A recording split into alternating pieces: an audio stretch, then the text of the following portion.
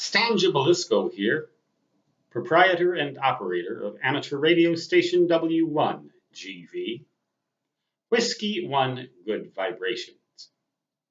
Have you ever wondered what became of your first ham radio station hardware? Now, if you may still have it, and or you may have sold it to someone you know who is now using it, if you haven't been a ham for very long. But I've been a radio ham for 52 years, since 1966.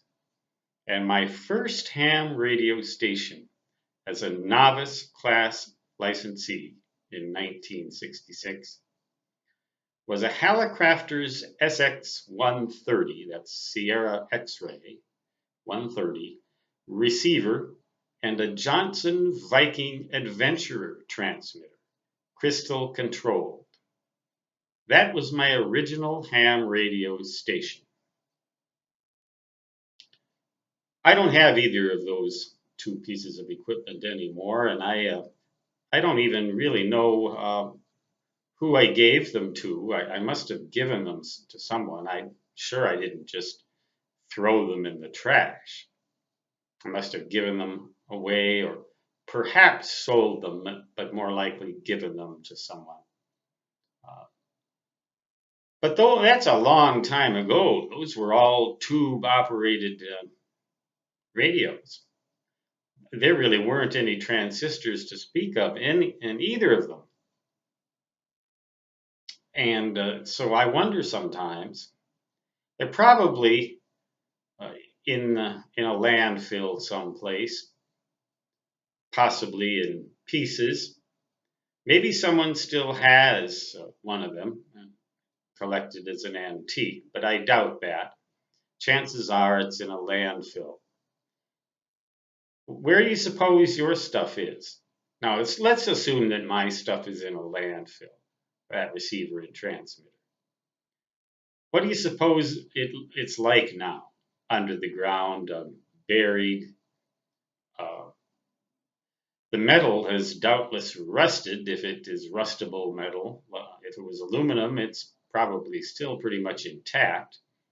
But there are a lot of components in there that probably obviously wouldn't work anymore if you could find one of the things and dig it up and try to use it. You might be able to resurrect it, you might not.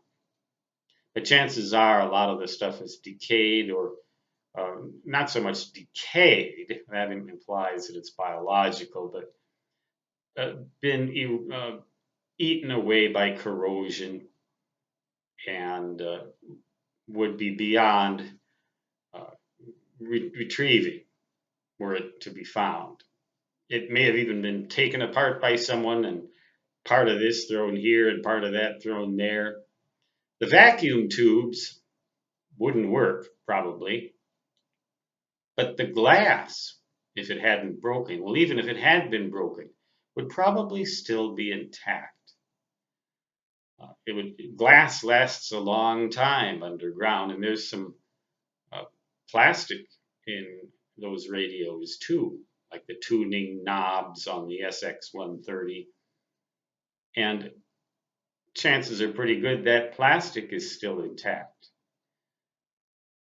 But I wonder sometimes exactly where that thing is and what it's like, where that station is, what it's like now. I was thinking about that last night, and I've had a lot of other equipment too that has undergone. I don't have anymore and is very old. National 200 transceiver. I had, I believe, a Hallicrafters FPM 300 Frank Papa Mike 300 transceiver. I had a Johnson Viking Transmatch called the Matchbox. And I just wonder, all that gear, all that stuff that I had, but my very first station, the coaxial cable that led out to the dipole antenna, the wire for the dipole, all that stuff. I wonder whatever happened. The table that I had the radio on.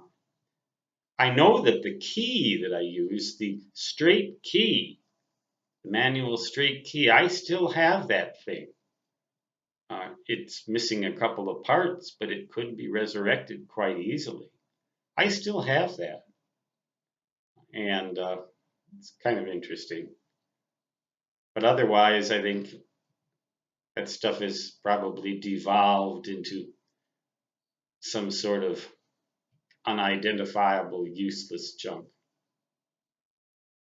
I just wonder, I don't know,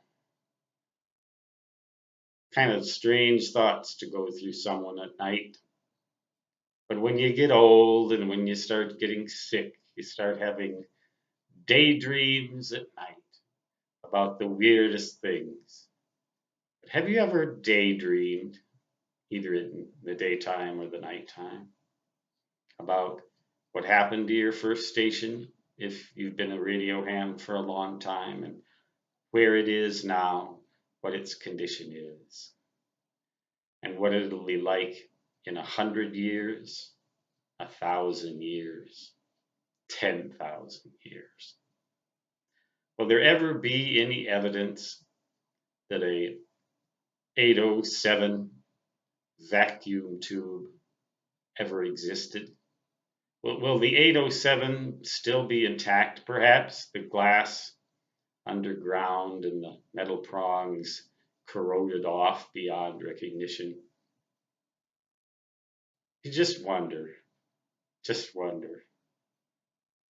Think about it if you can't think of anything better to think about. I think it's kind of neat to night dream, daydream about that kind of stuff now and then. Stan Gibilisco, W1GV, signing off, saying 73 and so long, which, were I to resurrect that old Morse code key sitting in my living room in a little box right now, a little cigar box actually for decoration, translates to, on that key or any other, da da da da da da.